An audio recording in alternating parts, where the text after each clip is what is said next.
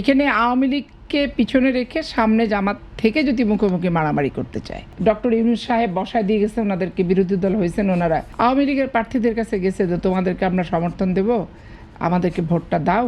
রাজনৈতিক অঙ্গনে যা থাকে সব কিছুরই অংশীদার ছিল জামাত ইসলাম। সেই জামাত ইসলাম এবার বিরোধী দল এবং তারাও এককভাবে নির্বাচন করবেন।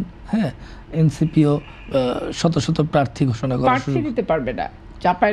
চাঁপাইনবাবগঞ্জ শুধু না, চাঁপাইনবাবগঞ্জে তো আরও সেকেন্ড হয়, সেখানে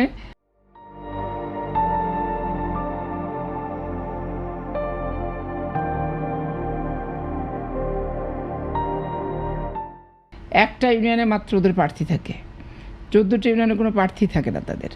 এই জন্য প্রার্থী এ যাবৎকাল দিতে পারেনি।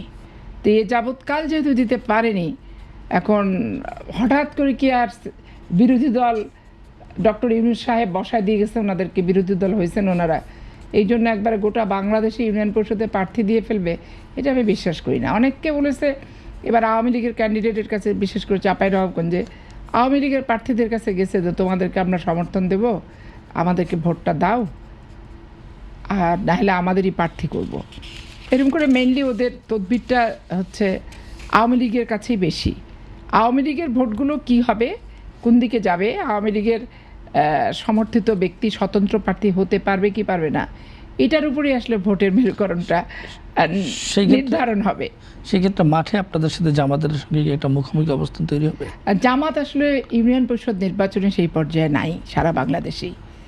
এখানে আওয়ামী লীগকে পিছনে রেখে সামনে জামাত থেকে যদি মুখোমুখি মারামারি করতে চায়, তাহলে একটা বেলা দুই পক্ষ এক হয়ে যদি মারামারি করতে যায়, তাহলে সেটা ভিন্ন প্রেক্ষাপট তৈরি হবে।